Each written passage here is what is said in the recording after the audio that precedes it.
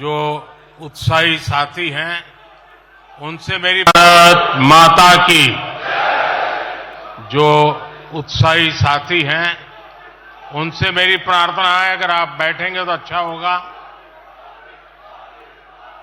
आपका ये उत्साह, आपका प्यार मेरी सर आंखों पर, कृपा करके बैठिए।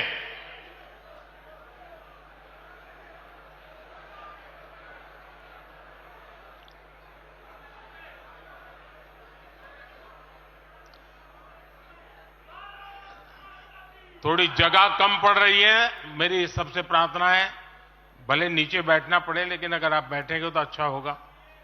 इधर से मेरे साथियों से आग्रह है, आप यहां सुनाई देता है मेरी बात? सुनाई देती है?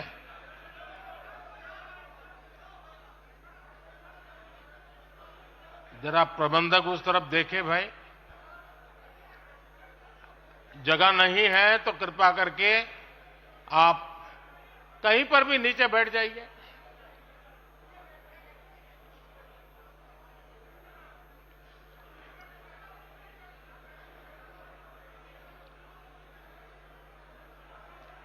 भारत माता की, भारत माता की। राष्ट्रीय अधिवेशन में यहां उपस्थित और देश के कोने कोने से जुड़े प्रत्येक भाजपा कार्यकर्ता का मैं अभिनंदन करता हूं।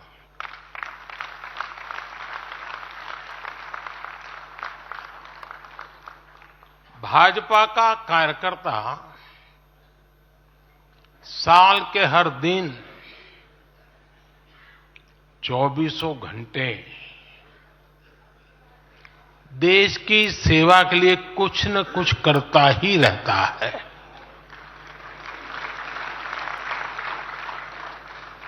लेकिन अब अगले 100 दिन नई ऊर्जा, नया उमंग, नया उत्साह, नया विश्वास, नए जोश के साथ काम करने का है। आज 18 फरवरी है और इस कालखंड में जो युवा 18 वर्ष के पड़ाव पर पहुंचे हैं वो देश की 18वीं लोकसभा का चुनाव करने वाले हैं।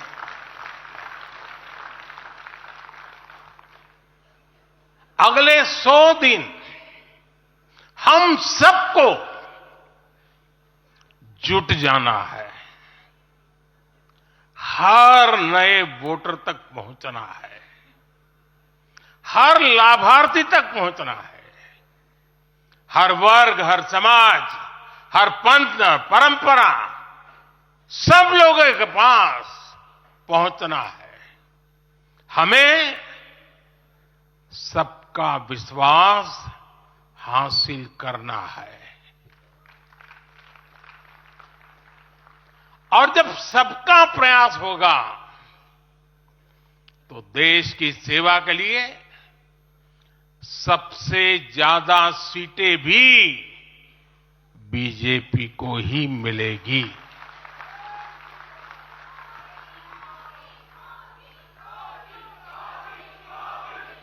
और आज कल मुझे पदाधिकारियों के साथ बैठने का अवसर मिला, कल दोपहर से आप सबके साथ बैठने का अवसर मिला।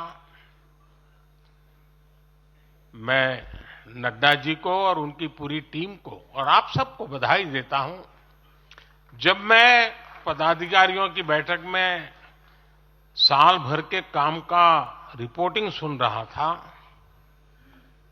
मैं सचमुच में इतना प्रभावित हुआ कि भाजपा के कार्यकर्ता सत्ता में रहने के बावजूद भी समाज के लिए इतना करते हैं। दिन रात दौड़ते हैं, संकटों के बीच भी करते हैं और सिर्फ भारत मां की जय के लिए करते हैं। ये 2 दिन भी जो चर्चा हुआ, विचार विमर्श हुआ है, देश के उज्जवल भविष्य के लिए हमारे संकल्प को दृढ़ करने वाली हर बातें हुई है। मैं इस भव्य आयोजन के लिए प्रेरक विषयों के लिए आप सबको भी, देश भर के कार्यकर्ताओं को भी नड्डा जी के माध्यम से सबका अभिनंदन करता हूं। साथियों, आज मैं समस्त देशवासियों की तरफ से संत शिरोमणि आचार्य श्री 108 पूज्य विद्यासागर जी महाराज को श्रद्धापूर्वक, आदरपूर्वक नमन करते हुए श्रद्धांजलि देता हूं। उनके संलेखन समाधिस्थ होने की सूचना मिलने के बाद उनके अनुयायी शोक में हैं, हम सभी शोक में हैं और मेरे लिए तो यह एक व्यक्तिगत क्षति जैसा है। वर्षों तक मुझे व्यक्तिगत रूप से अनेक बार उनसे मिलने का, उनके दर्शन करने का, उनके मार्गदर्शन प्राप्त करने का अवसर मिला है।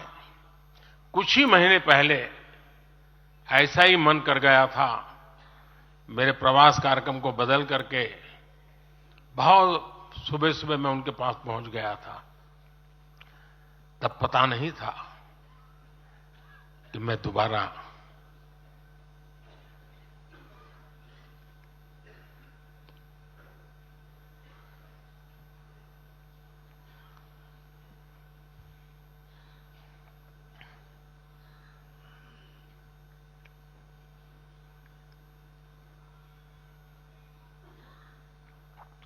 उनके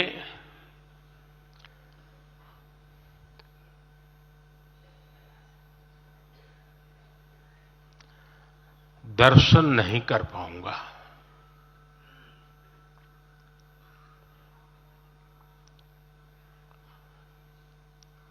ये मेरा सौभाग्य रहा है कि पिछले 50 से भी ज्यादा वर्षों से मुझे देश के गणमान्य आध्यात्मिक मूर्तियों के निकट रहने का, उनके आशीर्वाद पाने का अवसर रहा है और इसलिए मैं उस आध्यात्मिक जगत की उस शक्ति को भलीभांति जानता हूं, समझता हूं, अनुभव करता हूं। आपको सुनकर के आश्चर्य होगा कि वे तो दिगंबर परंपरा से थे। उनका जीवन कैसा होता है हम जानते हैं, लेकिन शायद ही कोई ऐसी महत्वपूर्ण घटना ऐसी नहीं होगी या मेरी तरफ से कुछ महत्वपूर्ण किसी काम में मेरा संबंध आया हो, 24 घंटे के भीतर भीतर उसका एनालिसिस करके मुझे उनका संदेश आता था। यानी कितने जागरूक थे,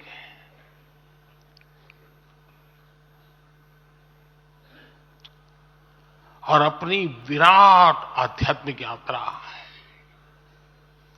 और उसके बाद भी वो हम सबको हमेशा प्रेरणा देते रहे हैं। जीवन भर उतनी सौम्यता के साथ उनका लोगों को मिलना, उन्होंने हमारे युवाओं को परंपराओं से जोड़ा, गरीबों तक शिक्षा और स्वास्थ्य की सुविधाएं पहुंचाई। उनका पूरा जीवन उस व्यक्ति के लिए प्रेरणा जैसा है जिसने गरीबों और वंचितों के लिए काम करने का संकल्प लिया है। आज जब भारत प्रगति के पथ पर आगे बढ़ रहा है, मुझे विश्वास है कि उनके सिद्धांत और उनका आशीर्वाद ऐसे ही भारत भूमि को प्रेरणा देता रहेंगे। साथियों, पिछले 10 वर्षों में भारत ने जो गति हासिल की है, बड़े लक्ष्यों को प्राप्त करने का जो हौसला पाया है, यह अभूतपूर्व है साथियों। और इसलिए नहीं कि मैं कह रहा हूं, दुनिया गाजे बाजे के साथ बोल रही है। भारत ने आज हर क्षेत्र में जो ऊंचाई हासिल की है, उसने हर देशवासी को एक बड़े संकल्प के साथ जोड़ दिया है। और यह संकल्प है विकसित भारत का। अब देश न छोटे सपने देख सकता है और देश न अब छोटे संकल्प ले सकता है। सपने भी विराट होंगे, संकल्प भी विराट होंगे। और ये हमारा सपना भी है, हम सबका संकल्प भी है कि हमें भारत को विकसित बनाना है। और इसमें अगले 5 वर्षों की बहुत बड़ी भूमिका होने जा रही है। अगले 5 साल में भारत को पहले से भी कई गुना तेजी से काम करना है। अगले 5 साल में हमें विकसित भारत की तरफ एक लंबी छलांग लगानी है। लेकिन भाई और बहनों, सारे लक्ष्यों की प्राप्ति के लिए पहली शर्त है सरकार में भाजपा की जोरदार वापसी।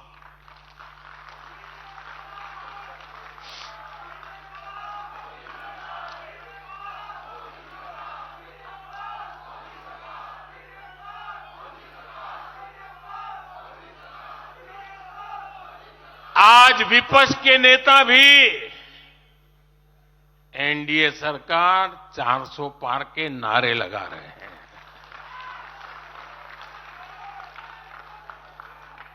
और एनडीए को 400 पार कराने के लिए भाजपा को 370 का माइलस्टोन पार करना ही होगा।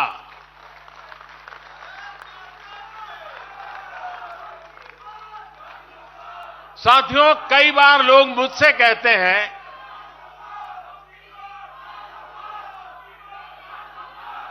मुझे कहते रहते कि अरे मोदी जी, आपने इतना तो सब कुछ क्या कर लिया, जो बड़े बड़े संकल्प आपने लिए वो तो पूरे कर लिए, अब क्यों इतनी भागदौड़ करनी। साथियों, पूरा देश मानता है 10 साल का बेदाग कार्यकाल और 25 करोड़ लोगों को गरीबी से बाहर निकालना ये सामान्य उपलब्धि नहीं है। पूरा देश मानता है हमने देश को महाघोटालों और आतंकी हमलों के खौफ से मुक्ति दिलाई है। पूरा देश मानता है हमने गरीब और मिडिल क्लास का जीवन बेहतर करने का प्रयास किया है। लेकिन जो लोग सोचते हैं कि बहुत हो गया, ऐसा सोचने वालों को मैं एक पुरानी घटना जरूर बताना चाहूंगा। एक बार एक बहुत बड़े नेता मुझे मिले, मेरे प्रधानमंत्री पद के दूसरे कार्यकाल पे। बोले, मोदी जी, प्रधानमंत्री बनना बहुत बड़ी बात है, आप बन गए। आपने इतने दशकों का संगठन का भी काम कर लिया, मुख्यमंत्री के रूप में भी इतना लंबा समय रह चुके, प्रधानमंत्री में भी दोबारा आ गए। अब इतना काम पा लिया है, अब तो थोड़ा बैठो, आराम करो, बहुत कर लिया। ये उन्होंने मुझे कहा था। उनकी वो भावना राजनीति के पुराने अनुभवों से थी। लेकिन साथियों, हम राजनीति के लिए नहीं, राष्ट्र नीति के लिए निकले हैं। हम तो छत्रपति शिवाजी महाराज को मानने वाले लोग हैं। जब छत्रपति शिवाजी महाराज का राज्याभिषेक हुआ तो उन्होंने ये नहीं किया कि अब तो छत्रपति बन गए, सत्ता मिल गई तो चलो उसका आनंद लो। उन्होंने अपना मिशन जारी रखा। ऐसे ही उनसे प्रेरणा लेकर के मैं अपने सुख वैभव के लिए जीने वाला व्यक्ति नहीं हूं। मैं बीजेपी सरकार का तीसरा टर्म सत्ता भोग के लिए नहीं मांग रहा हूं। मैं राष्ट्र का संकल्प लेकर निकला हुआ व्यक्ति हूं। अगर मैं अपने घर की ही चिंता करता तो आज करोड़ों गरीबों के घर नहीं बना पाता। मैं देश के करोड़ों बच्चों के भविष्य के लिए जीता हूं, जागता हूं, जूझता रहता हूं। देश के करोड़ों युवाओं, करोड़ों बहनों बेटियों, करोड़ों गरीबों का सपना ही मोदी का संकल्प है।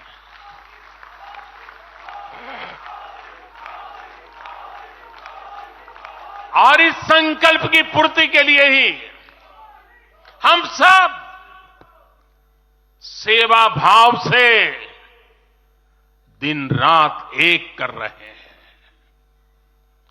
10 वर्षों में हमने जो हासिल किया, साथियों,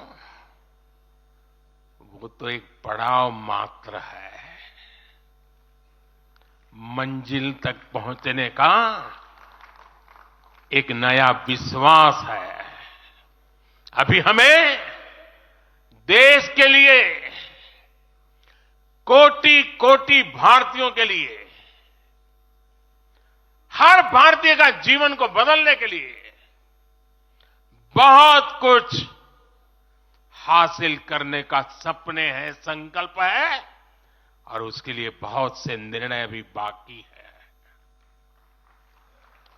साथियों, आज भाजपा युवा शक्ति, नारी शक्ति, गरीब और किसान की शक्ति को विकसित भारत के निर्माण की शक्ति बना रहा है।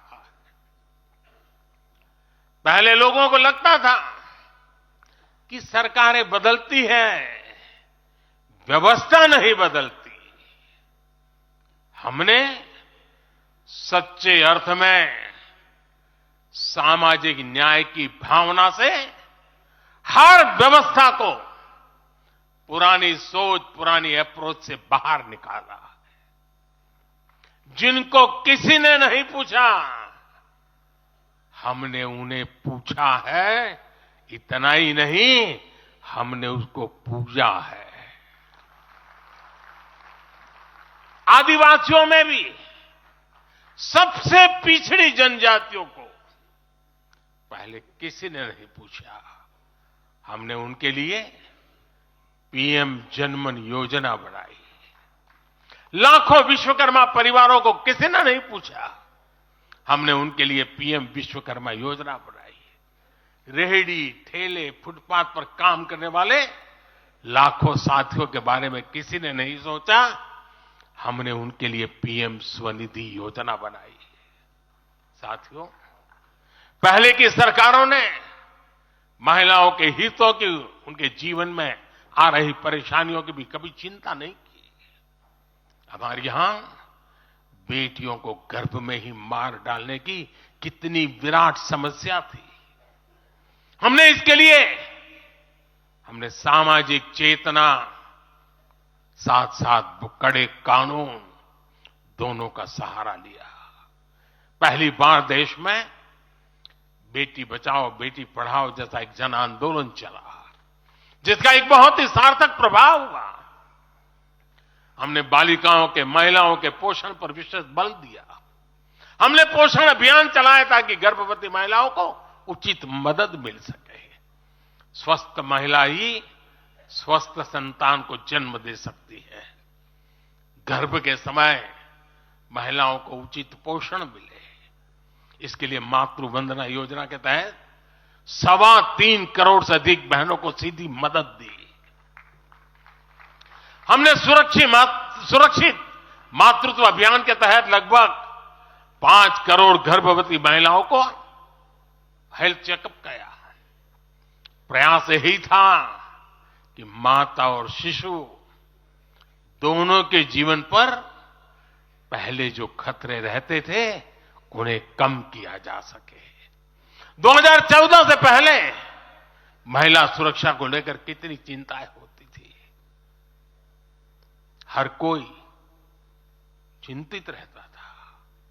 हमने रेप, बलात्कार ऐसे अपराधों को, संगीन अपराधों में फांसी की सजा सुनिश्चित की।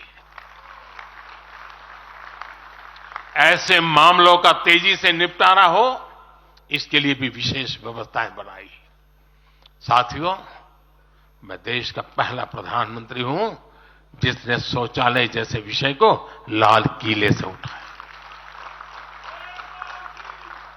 मैं देश का पहला प्रधानमंत्री हूं जिसने महिलाओं के खिलाफ अपशब्दों पर लाल किले से नाराजगी व्यक्त की थी। नारी गरिमा, नारी सम्मान हमारे लिए सर्वोपरि है। मुझे गर्व है कि पिछले 10 वर्षों में भाजपा सरकार ने महिलाओं का जीवन आसान बनाने के लिए अनेक कदम उठाए हैं। हमने 10 करोड़ उज्ज्वला गैस कनेक्शन दिया। हमने 4 करोड़ घर बनवाए, जिनमें 3 करोड़ से ज्यादा घर महिलाओं के नाम रजिस्टर हुए। हमने महिलाओं के नाम 3 करोड़ से ज्यादा घर रजिस्टर करवाकर उनको घर की मालकिन बनाया। हमने 10 करोड़ परिवारों की बहनों को पहली बार नल से जल दिया। हमने 12 करोड़ परिवारों की बहनों को टॉयलेट दिया। और टॉयलेट वो 4 दीवारी नहीं है, इज्जत घर है। हमने 1 रुपये में सुविधा सैनिटरी पैड्स की योजना शुरू की। हमने 25 करोड़ से ज्यादा महिलाओं के बैंक अकाउंट खोले। हमने 30 करोड़ से अधिक मुद्रा लोन महिला लाभार्थियों को दिए। साथियों, बहनों को आर्थिक रूप से सशक्त करने के लिए, बेटियों को नौकरी करने में आसानी हो, इसके लिए हमने अनेक कदम उठाए। हमने सेल्फ हेल्प ग्रुप से 10 करोड़ बहनों को जोड़ा। हमने 1 करोड़ बहनों को लखपति दीदी बनाया। खादी को जो फिर से नया जीवन मिला है, उसका फायदा भी सबसे अधिक गांव की बहनों को ही हुआ है। हमने प्रेगनेंसी लीव को बढ़ाकर 26 हफ्ते किया। पहले फैक्ट्रियों में या दूसरी जगहों पर महिलाओं को नाइट शिफ्ट पर काम करने के लिए अनेक अड़चनें थी। हमने श्रम कानूनों में सुधार करके उनको भी दूर किया। हमने पैरामिलिट्री फोर्सेस में महिलाओं की भर्ती 2 गुने से अधिक की। हमने सेनाओं के अग्रणी मोर्चों में महिलाओं की तैनाती को सुनिश्चित किया। हमने सैनिक स्कूलों और मिलिट्री एकेडमी के दरवाजे बेटियों के लिए खोल दिए।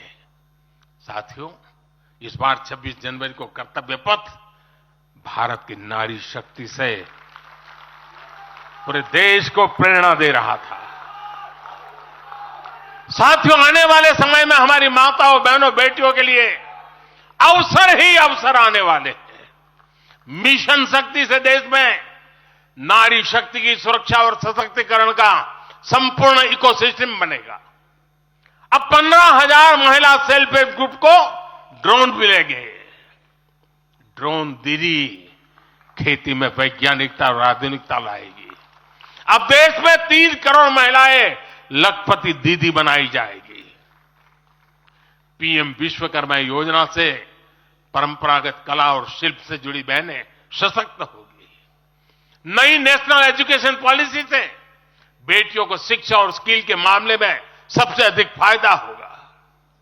गांव के पास ही बेहतर स्पोर्ट्स इंफ्रास्ट्रक्चर बने, बेटियां हमारी स्पोर्ट्स में कमाल करेगी। साथियों, आज जब मैं बीते 10 वर्षों की तरफ नजर डालता हूं तो कितना ही कुछ याद आता है। ये 10 वर्ष साहसिक फैसलों, दूरगामी निर्णयों के नाम है। जो काम सदियों से लटके थे, हमने उनका समाधान करने का साहस करके दिखाया है। अयोध्या में भव्य राम मंदिर का निर्माण करके हमने 5 सदियों का इंतजार खत्म किया है।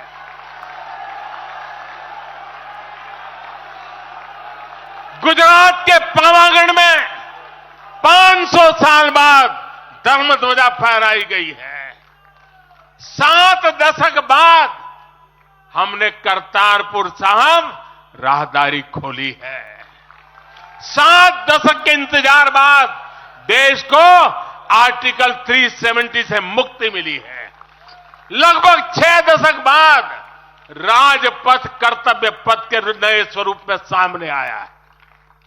4 दशक बाद आखिरकार 1 रैंक 1 पेंशन की मांग पूरी हुई है। 3 दशक बाद आखिरकार देश को नई राष्ट्रीय शिक्षा नीति मिली है। 3 दशक बाद आखिरकार लोकसभा और विधानसभा में महिलाओं को आरक्षण मिला है। 3 तलाक की बुराई के लिए विरुद्ध कड़ा कानून बनाने का साहस भी हमने दिखाया है। दशकों से नए संसद भवन की जरूरत महसूस हो रही थी, उसे हमने ही पूरा किया। यह प्रत्येक भाजपा कार्यकर्ता का सौभाग्य है कि वैसी अनेक सिद्धियों का निमित्त बन सके। साथियों, कोई भी देश हो, वो अपना भविष्य तभी संवार सकता है जब वह अपने इतिहास को सहज कर रखता है। बीते वर्षों में भारत ने अपने इतिहास को सहेजा भी है, संवारा भी है। हमने नेशनल वॉर मेमोरियल का निर्माण किया। हमने राष्ट्रीय पुलिस स्मारक बनाई।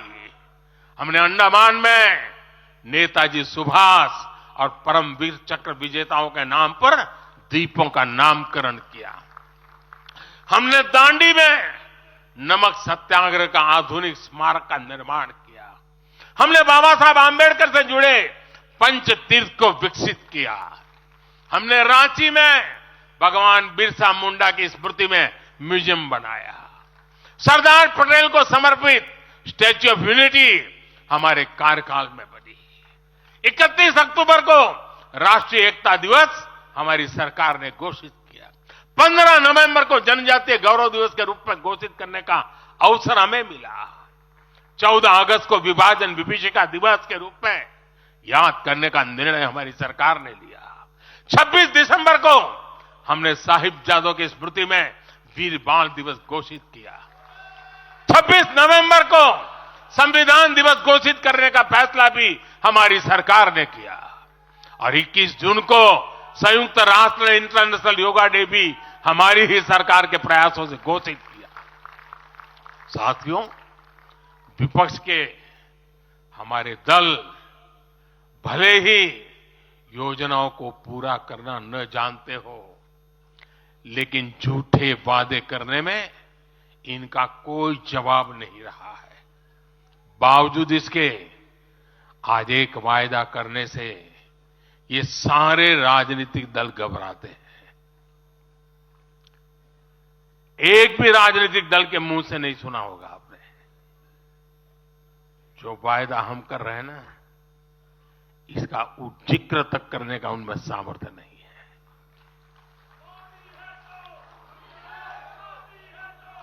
और हमारा वायदा है विकसित भारत का।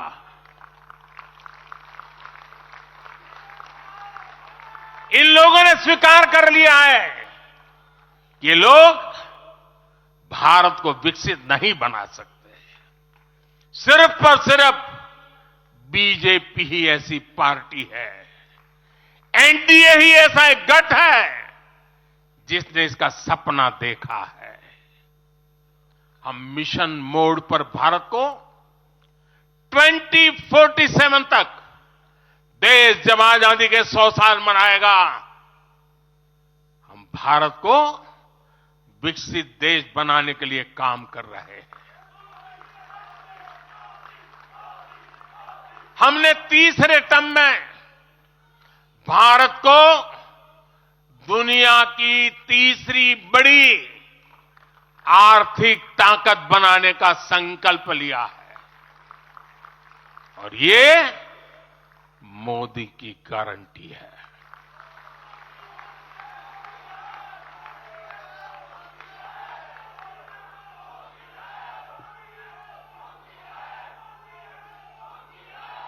और जब मैं भारत को तीसरी आर्थिक ताकत बनाने की बात करता हूं तो उसका मतलब भी बहुत गहरा है।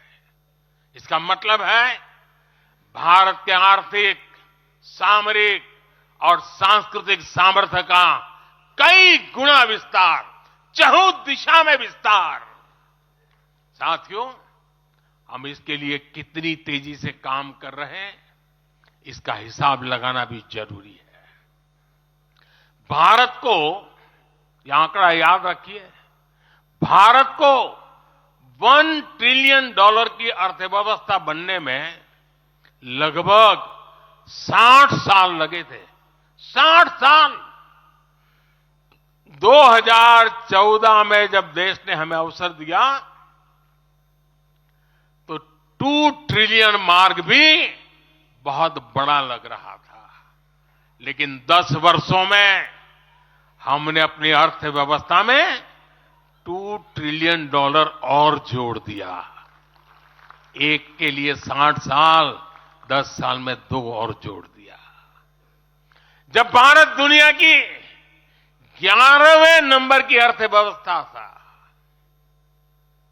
और 11 से 10 पर आने में दम उखड़ गया उनका, हम 11 से 5 पर ले आए।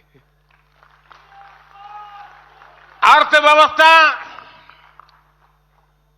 जब 11 नंबर पर थी तब इंफ्रास्ट्रक्चर का बजट सिर्फ 2 लाख करोड़ रुपए भी नहीं बन पाता था।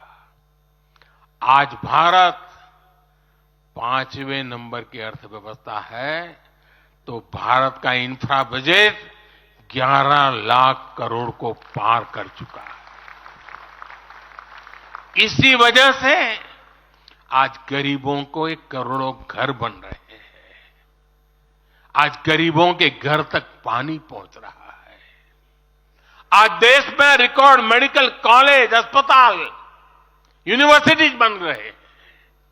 गांव तक की सड़कें बन रही हैं। जब भारत दुनिया की टॉप 3 अर्थव्यवस्थाओं में आएगा तो आप कल्पना कर सकते हैं कि विकास कार्यों के लिए हमारे पास कितनी ज्यादा पूंजी होगी। इसलिए भारत के टॉप 3 इकोनॉमी में आने का मतलब है भारत के हर परिवार का जीवन स्तर सुधरेगा। भारत के हर परिवार की आय बहुत अधिक बढ़ जाएगी। भारत का पब्लिक ट्रांसपोर्ट और आधुनिक बनेगा। भारत में रोजगार के लिए नए सेक्टर खुलेंगे, रोजगार के और ज्यादा मौके मिलेंगे। भारत के युवाओं को भारत में ही फंडिंग के ज्यादा से ज्यादा अवसर आएंगे। भारत की महिलाओं को हर मोर्चे पर आगे बढ़कर नेतृत्व करने का मौका मिलेगा। हमारे किसान लेटेस्ट टेक्नोलॉजी से जुड़कर काम करेंगे। कृषि उत्पाद में वैल्यू एडिशन करेंगे। लोगों की जीवन बेहतर बनाने के लिए देश में पर्याप्त संसाधन और आवश्यक व्यवस्थाएं मौजूद होगी। साथियों, मुझे खुशी है कि आज विकसित भारत अभियान की बागडोर भी भारत के युवाओं ने संभाली है। पिछले 1.5 साल में विकसित भारत के संकल्प से जुड़े सुझावों के लिए, और लोगों को ऐसा लगता होगा कि हम बात पता, ऐसा नहीं है। इस पर हम 1.5 साल से चुपचाप काम कर रहे हैं। सरकार की मशीनरी को लगाया है और आपको जानकर के खुशी होगी, अब तक 15 लाख लोगों से ज्यादा लोगों ने विकसित भारत कैसा हो, रोडमैप कैसा हो, इनिशिएटिव कैसे हो, नीतियां कैसी हो, इसमें विचार विमर्श हुआ है। लोगों ने अपने आइडियाज दिए हैं और आपको जानकर के और खुशी होगी, इन 15 लाख में से आधे से ज्यादा वो लोग हैं जिनकी उम्र 35 से कम है। पूरी युवा सोच के साथ हम आगे बढ़ रहे हैं। इन लाखों युवाओं ने विकसित भारत का रोडमैप सुझाया है। साथियों, युवा ऊर्जा से भरा हुआ भारत आज अपने लिए बड़े लक्ष्य तय कर रहा है, और जो लक्ष्य तय करता है अपनी आंखों के सामने उसे प्राप्त भी करता है। हम 2029 में 2029 में भारत में यूथ ओलंपिक के लिए तैयारी कर रहे हैं। हम 2036 में भारत ओलंपिक खेलों की मेजबानी करे, इसके लिए काम कर रहे हैं। हम 2030 तक हमारी रेलवे को नेट जीरो टारगेट पर ला करके कार्बन मुक्त करने की दिशा में काम कर रहे हैं। हम 2030 के बजाय अपनी टारगेट डेट से 5 साल पहले ही पेट्रोल में 20% इथेनॉल ब्लेंडिंग का लक्ष्य भी हासिल कर लेंगे। भारत 2070 तक नेट जीरो के लक्ष्य को हासिल करने के लिए भी नीतियां बना रहा है। इसका अर्थ है कि आने वाले समय में हमारे देश में अनगिनत ग्रीन जॉब्स बनेगी। साथियों, विकसित भारत वो नहीं होगा जिसका भविष्य भाग्य के भरोसे हो। इसलिए दूसरे देशों पर भारत की निर्भरता को हम तेजी से कम कर रहे हैं। इसलिए हम देश के लिए बड़े लक्ष्य बना रहे हैं और उनके लिए योजनाबद्ध तरीके से काम भी कर रहे हैं। भविष्य में हम एक ऐसा भारत देखेंगे जिससे लाखों करोड़ रुपए का खाद्य तेल बाहर से लाने की जरूरत नहीं होगी। हमारे पाम ऑयल मिशन की मदद से हमारे किसान इतने सशक्त हो जाएंगे कि वो देश के पैसों की बचत कर सके। बीते कुछ वर्षों में दलहन, तिलहन और श्री अन्न के लिए विशेष नीतियां बनाई है, जिससे छोटे छोटे किसानों को मदद हो रही है। भविष्य में भी हमारे किसानों को इनसे और लाभ मिलेगा। किसानों के भविष्य को सुरक्षित करने के लिए हमने देश के कोने कोने में अमृत सरोवर अभियान भी शुरू किया। आजादी का अमृत महोत्सव, हम बहुत कुछ कर सकते थे। हम दिल्ली के अंदर कोई एक बड़ा ताबूत खड़ा कर देके नाम लिखवा सकते थे कि आजादी के अमृत काल में मोदी जी ये बना के गए। हमने आजादी के अमृत वर्ष को जन आंदोलन बनाया और काम क्या किया? तालाब बनाए। हर गांव में जब तालाब बनते हैं ना, वो किसान को सुरक्षित करते हैं, शुद्ध पानी की गारंटी देते हैं, जमीन उर्वरक बना देते हैं। लंबे भविष्य को सोच करके ऐसे काम हम करते हैं।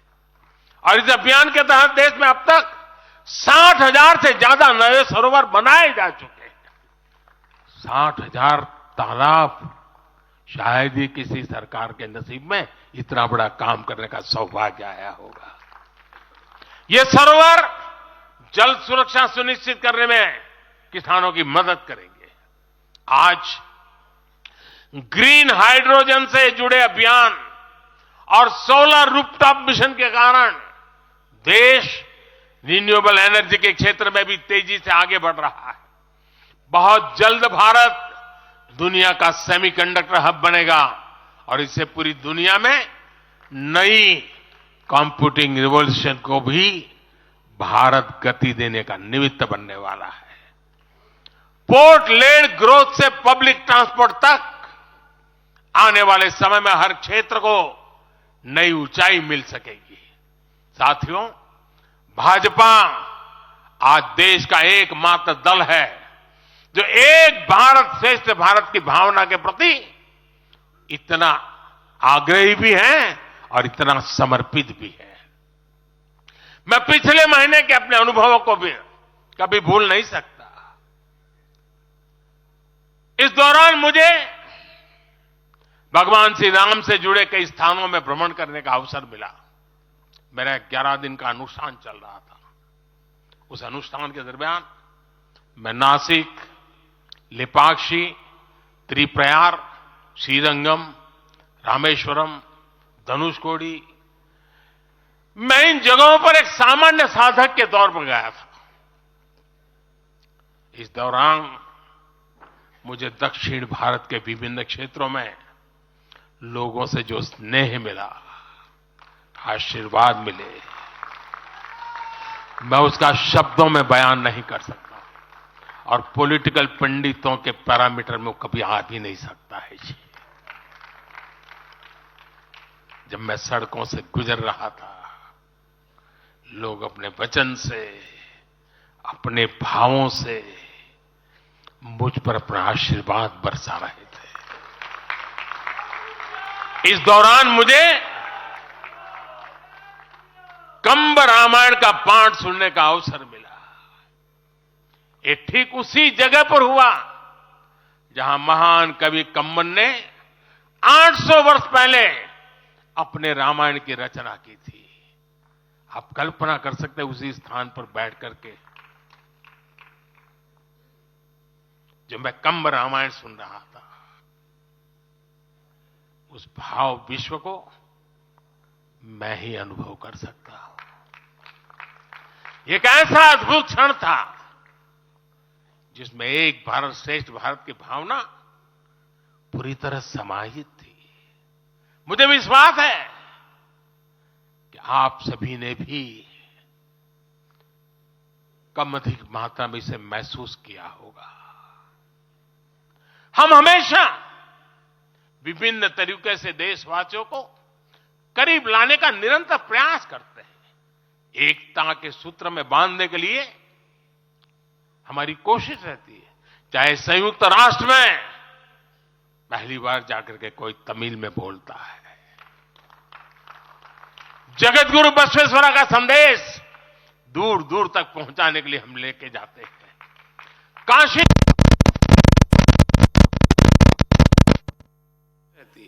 चाहे संयुक्त राष्ट्र में पहली बार जाकर के कोई तमिल में बोलता है, जगत गुरु बसवेश्वरा का संदेश दूर दूर तक पहुंचाने के लिए हम लेके जाते हैं। काशी तमिल संगमम का आयोजन हो, काशी तेलुगु संगमम का आयोजन हो, या फिर बीएचयू में सुब्रमण्यम भारती के नाम पर चेयर की स्थापना हो। हम G20 करते हैं तो भी देश के कोने कोने में जाकर के करते हैं। हम विश्व के मेहमान आते हैं तो दिल्ली को ही देश नहीं मानते, हम हर राज्य में लेकर के जाते हैं। हमारे राजभवनों में हर राज्यों के स्थापना दिवस बनाए जाते हैं। कोई भी राज्य भवन होगा, नागालैंड का भी वहां स्थापना दिवस मनाया जाएगा और गुजरात का भी मनाया जाएगा, महाराष्ट्र का भी मनाया जाएगा, गोवा का भी मनाया जाएगा। हर राजभवन में राष्ट्रीय एकता का एक प्रकार से उत्सव बना दिया जाता है। हम अपनी विविधता को सेलिब्रेट करते हैं। एक भारत श्रेष्ठ भारत की भावना हमारे दिल के बहुत करीब है। इसे मजबूत बनाने के लिए हम काम करते हैं। साथियों, एक भारत श्रेष्ठ भारत की भावना हमारी गवर्नेंस में भी दिखाती है। हर क्षेत्र के विकास पर हमारा पूरा फोकस है। नॉर्थ ईस्ट का उदाहरण आपके सामने है। पहले की सरकारों में नॉर्थ ईस्ट को पूरी तरह अनदेखा कर दिया गया क्योंकि पार्लियामेंट की सीटें कम है, उनका इंटरेस्ट ही नहीं था। हम वोट और सीटों के हिसाब से काम नहीं करते। मेरे लिए तो मेरे देश का हर कोना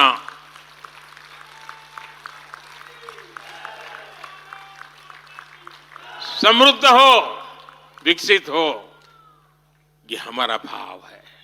आज चाहे सियाचिन हो या फिर देश के आकांक्षी जिले हो, कोई हमसे दूर नहीं है। वो गांव जिन्हें पहले आखिरी गांव कहा जाता था, हमारे लिए देश के वो पहले गांव बन गए। और मेरे सारे कैबिनेट के मंत्री उन गांवों में रात बिता कर आए।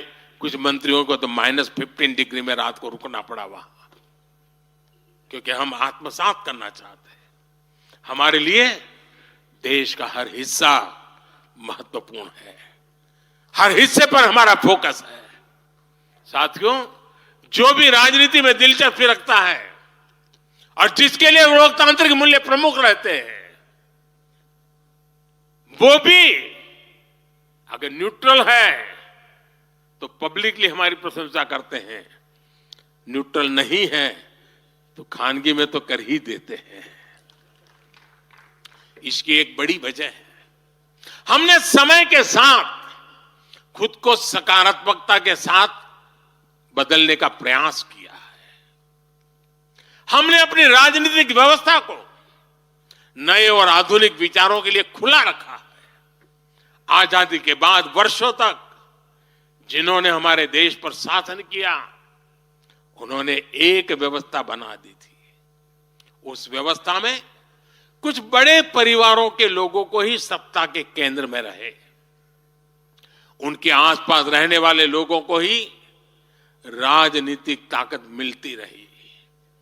अहम पदों पर परिवार के करीबियों को ही आगे बढ़ाया गया। हमने इस व्यवस्था को भी बदल दिया। हमने नए लोगों को मौका दिया कि वो हमारी व्यवस्था का हिस्सा बने और परिणाम ला करके दिखाएं। इससे व्यवस्था में नयापन आया और इसका लोकतांत्रिक स्वरूप कायम रहा।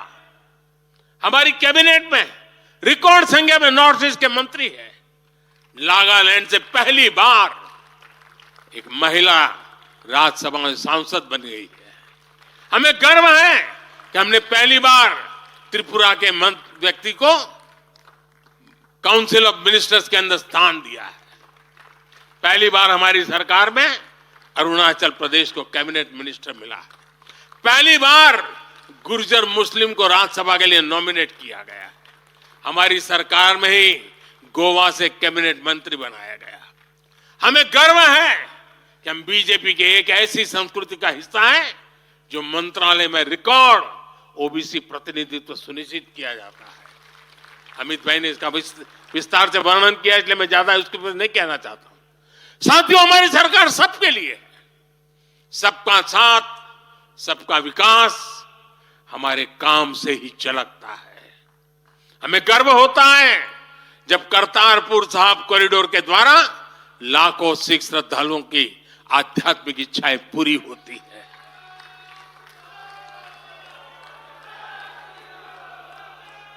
अब कल्पना कीजिए, 70 साल तक भारत की सीमा में रह करके हमारे सिख पंथ के अनुयायी दूरबीन से पाकिस्तान के अंदर करतारपुर साहिब के दर्शन करते थे।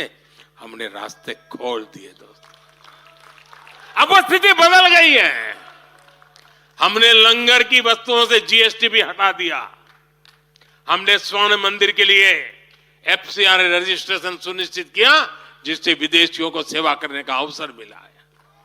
पहली बार वीर बाल दिवस मनाकर हमने सत्य और न्याय के लिए बलिदान देने वाले साहसजादों को, शौर्य को सम्मान दिया। आज केरल का बच्चा भी जानता है कि साहबजादे का बलिदान कैसा था। नागालैंड का बच्चा भी जानता है कि साहबजादों ने कितना बड़ा बलिदान दिया था।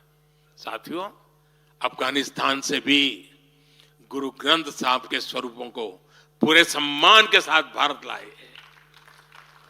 इसके साथ ही हमारी सरकार ने हज की प्रक्रिया में सुधार करके यात्रा को सुविधाजनक बनाया। आज बिना महरम के हज करना भी संभव हुआ है। इससे महिलाओं के लिए भी हज करना आसान हुआ और हजारों महिलाएं गई। साथियों, 2014 में जब मैंने शपथ ली तो हमारे कई आलोचक कहते थे, मोदी जी एक राज्य के बारे उनका क्या अनुभव है, इतना बड़ा देश, इतनी बड़ी दुनिया, ये मोदी क्या करेगा, कैसे करेगा। ठीक है, गुजरात चलाया होगा, लेकिन वो सब सोचने देख लें, विदेश नीति को लेकर बड़ी बड़ी बातें कही जाती थी। अभी मैं कुछ दिन पहले ही यूएई और कतर से जाकर के आया हूं। तमाम देशों से हमारे रिश्ते कैसे मजबूत हैं, ये आज दुनिया देख रही है। आज पश्चिमी एशिया के देशों से हमारे संबंध अब तक की सबसे मजबूत स्थिति में है। 2015 में जब मैं यूएई गया था पहली बार, आप हैरान हो जाएंगे, मेरे पहले 34 साल तक देश का प्रधानमंत्री वहां नहीं गया था। सोचिए किस तरह हमने उस पूरे क्षेत्र को छोड़ रखा था। कांग्रेस की सरकारें पूरे वेस्ट एशिया को सिर्फ पाकिस्तान के संदर्भ में देखा करती थी। उन्हें भारतीयों की शक्ति और उनके विश्वास पर भरोसा ही नहीं था। लेकिन आज भारत इस क्षेत्र से संबंधों का नया अध्याय लिख रहा है। पहले लोग सोचते थे कि बस तेल का इंपोर्ट कर लेते हैं और यहां से कुछ लेबर भेज देते हैं ताकि उनको रोजी रोटी मिल जाए, लेकिन अब ऐसा नहीं है। आज ट्रेड, टेक्नोलॉजी, टूरिज्म, ऐसे अनेक क्षेत्रों में हमारे संबंध बहुत बेहतर हैं और हम निरंतर विकास कर रहे हैं। यहां तक कि अरब के 5 देशों ने मुझे अपना सर्वोच्च सम्मान तक दिया है। यह सम्मान मोदी का नहीं है, 140 करोड़ भारतीयों के सामर्थ्य का सम्मान है। और भाइयों बहनों, विदेश नीति के जो भी जानकार हैं, वो विदेश से मिले हर संकेत भी पकड़ ले रहे होंगे। आज अलग अलग देशों में सत्ता और विपक्ष के दल ये खुलकर मानते हैं कि भारत के सशक्त होने से पूरी दुनिया का हित होने वाला है। ये पूरी दुनिया मानने लगी है। आज हर महाद्वीप में भारत का सम्मान, भारत की ताकत बढ़ रही है। हर देश भारत से गहरे संबंध बनाने पर जोर दे रहा है।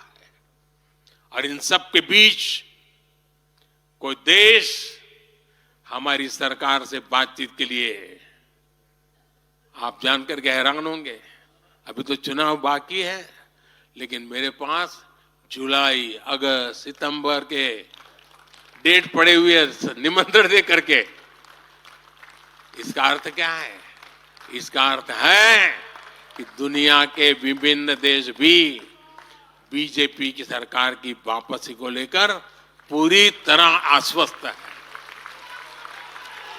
वो भी जानते हैं, दुनिया का हर देश जानता है, दुनिया की हर शक्ति जानती है, आएगा तो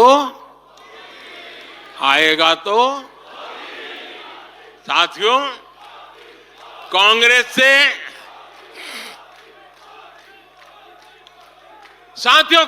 से देश को बचाना, देश के हर नागरिक को बचाना, हमारे बच्चों का, हमारे युवाओं का भविष्य बचाना बीजेपी के प्रत्येक कार्यकर्ता का दायित्व है। कांग्रेस का ट्रैक रिकॉर्ड हम सभी के सामने है। कांग्रेस अस्थिरता की जननी है। कांग्रेस परिवारवाद की जननी है, कांग्रेस भ्रष्टाचार की जननी है और कांग्रेस तुष्टीकरण की भी जननी है। 70 के दशक में जब देश में कांग्रेस के विरुद्ध गुस्सा बढ़ना शुरू हुआ तो खुद को बचाने के लिए उसने अस्थिरता का सहारा लिया। हर नेता की सरकार कांग्रेस ने अस्थिर की। आज यहां प्रस्ताव के समय इसकी चर्चा आई है तो मैं ज्यादा उसके लिए कहता नहीं हूं।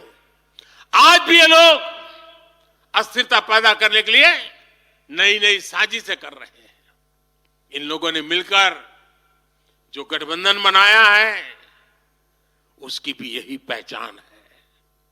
कांग्रेस के पास विकास का एजेंडा नहीं है, फ्यूचर का रोड मैप नहीं है। ये देश को कभी भाषा के आधार पर तो कभी क्षेत्र के आधार पर बांटने में जुटे हुए हैं। साथियों, कांग्रेस का एक सबसे बड़ा पाप ये रहा है कि वो देश की सेनाओं का मनोबल तोड़ने से भी पीछे नहीं रहे। भारत की राष्ट्रीय सुरक्षा और सामरिक शक्ति को नुकसान पहुंचाने में कांग्रेस ने कोई कसर नहीं छोड़ी है। जब भी देश के रक्षा क्षेत्र में कोई बड़ा काम हुआ, जब हमारी सेनाओं ने कोई उपलब्धि हासिल की, कांग्रेस ने हर बार उन पर सवाल उठाए। आप सिर्फ सोचिए कि 5 साल पहले इन लोगों ने क्या कहा था। इन लोगों ने हर कोशिश की कि हमारी वायुसेना को राफेल जैसे एडवांस एयरक्राफ्ट न मिल पाए। इन्होंने अप्रचार किया कि हिंदुस्तान एरोनॉटिकल लिमिटेड को, HAL को खत्म किया जा रहा है। ये लोग तो HAL के बाहर फोटो तक खींचवाने के लिए चले गए थे। लेकिन देखिए HAL आज कैसे धूमधाम से आगे बढ़ रहा है। आज देखिए कितने सारे ऑर्डर आज उनके यहां बुक किए गए हैं। आज जरा देखिए HAL का मार्केट वैल्यू कितना बढ़ गया है। ये वही लोग हैं जिन्होंने हमारी सेनाओं के सर्जिकल स्ट्राइक करने पर उनके पराक्रम पर सवाल खड़ा कर दिया। जब एयर स्ट्राइक हुई तो उसकी सफलता के प्रमाण मांगे जाने लगे। कांग्रेस भारतीय सेनाओं के अपमान का कोई मौका नहीं छोड़ती। साथियों, कांग्रेस कितनी कंफ्यूज है इसका उदाहरण मैं आपको देना चाहता हूं। कांग्रेस में लड़ाई चल रही है और बड़ी तगड़ी लड़ाई चल रही है, लेकिन मजा यह है कि सिद्धांतों की नहीं चल रही है, योजनाओं को समझ में नहीं चल रही है। लड़ाई क्या चल रही है आपको जानकर के आश्चर्य होगा। क्या लड़ाई है? कांग्रेस में एक वर्ग है जो कहता है कि मोदी से तीखी नफरत करो, मोदी पर व्यक्तिगत आरोप लगाओ, मोदी की छवि खराब करने के लिए हर हथकंडे अपनाओ। एक वर्ग है। कांग्रेस के अंदर एक दूसरा वर्ग भी है जो कांग्रेस की मूल परंपराओं से निकला हुआ है, जो कहता है कि मोदी पर व्यक्तिगत आरोप, नफरत से कांग्रेस को बाहर निकालो, इससे कांग्रेस को और ज्यादा नुकसान होता है। यानी कांग्रेस हमसे सैद्धांतिक मुद्दों पर लड़ाई नहीं लड़ रही है। कांग्रेस इतनी हताश है कि उसमें सैद्धांतिक विरोध, वैचारिक विरोध का साहस भी नहीं बचा। इसलिए गाली गलौज और मोदी पर झूठे आरोप ही उनका एकमात्र एजेंडा बन गया है। साथियों, लाल किले से मैंने कहा था यही समय है, यही समय है, यही समय है। भारत के इतिहास में आज वो समय आ गया है जब हमें अपने देश का भाग्य बदल देना है। और साथियों, मैंने देशवासियों को लाल किले से कहा था और आपको तो कई बार कह चुका हूं, मैंने देशवासियों को कहा था कि अगर आप 10 घंटे काम करेंगे तो मोदी 11 घंटे काम करेगा। अगर आप 12 घंटे काम करेंगे तो मैं 13 घंटे काम करूंगा। अगर आप 14 घंटा काम करेंगे तो मैं 15 घंटे काम करूंगा। मेरे साथियों, देश भर के मेरे कार्यकर्ताओं, देश भर के मेरे देश को उज्जवल भविष्य के लिए आशा लगाकर बैठे हुए लोगों से मैं कहना चाहूंगा, आने वाले 100 दिनों तक बीजेपी के हर कार्यकर्ता को अपने लिए नए लक्ष्य बनाने होंगे, उन्हें प्राप्त करना होगा। बीते वर्षों में भाजपा सरकार की योजनाओं का लाभ करोड़ों लाभार्थियों को मिला है। हमें हर लाभार्थी तक पहुंचना है। और मेरी एक व्यक्तिगत प्रार्थना है, करोगे? जरा हाथ ऊपर करके बताइए, करोगे? करोगे? हर लाभार्थी के पास जाइए, उनको कहना कि प्रधान सेवक नरेंद्र मोदी ने उन्हें प्रणाम कहा है।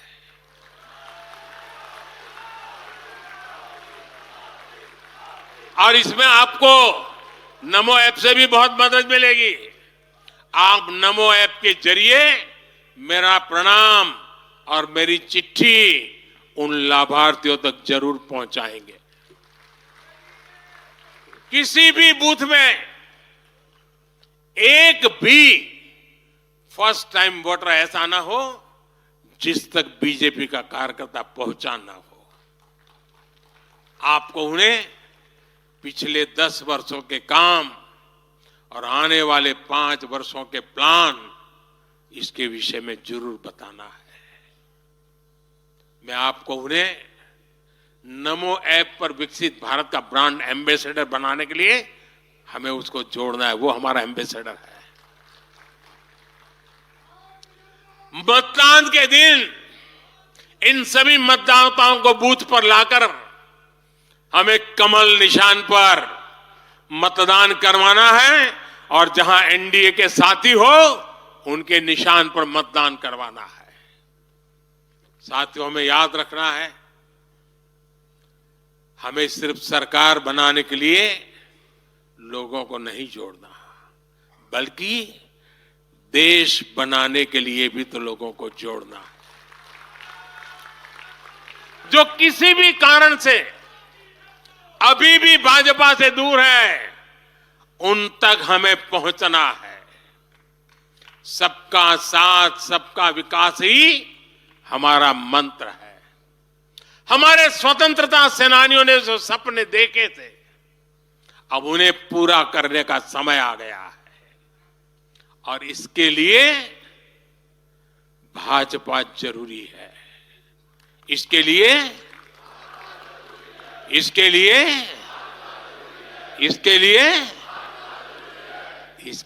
भाजपा सरकार जरूरी है। आज देश की जनता कह रही है, भ्रष्टाचार पर सख्त कार्रवाई होती रहे, इसलिए महंगाई पर लगाम लगी रहे, इसलिए देश के दुश्मनों में डर बना रहे, इसलिए निवेश और नौकरी के अवसर बढ़ते रहे, इसलिए भारत तीसरी बड़ी सबसे आर्थिक ताकत बने, इसके लिए भारत में तेजी से इंफ्रास्ट्रक्चर का निर्माण हो, इसलिए आत्मनिर्भर भारत अभियान सफल हो, इसलिए करोड़ों भारतीयों को मुफ्त राशन मिलता रहे, इसलिए किसानों को सम्मान निधि मिलती रहे, 100% लाभार्थी तक तेजी से लाभ पहुंचे, इसलिए साथियों, आप यहां से एक नए संकल्प के साथ अपने क्षेत्र में जाएं। अब की बार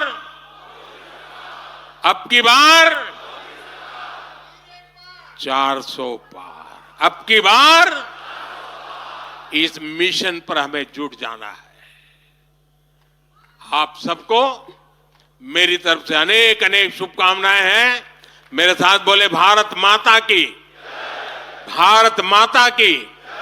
भारत माता की। मैं समझता हूं अभी वंदे मातरम होने वाला है।